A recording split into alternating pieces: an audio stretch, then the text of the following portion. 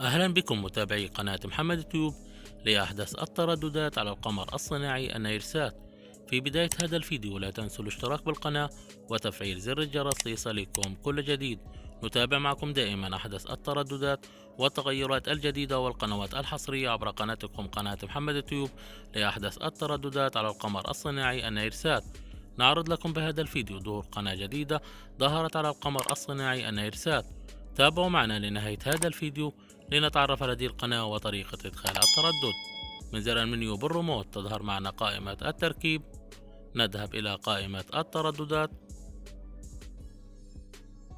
لإضافة تردد جديد نضغط على الزر الأحمر الموجود بالريموت ونقوم بإدخال التردد.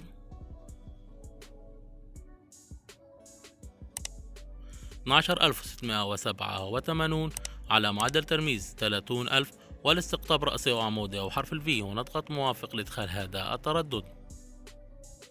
ظهرت رسالة بأن التردد موجود مسبقا، نقوم بوضع إشارة الصح أمام التردد ونضغط على الزر الأزرق الموجود بالريموت.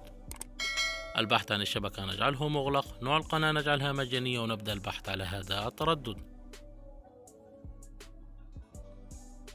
ظهرت 23 قناة على هذا التردد، نضغط نعم لحفظ عمليات البحث.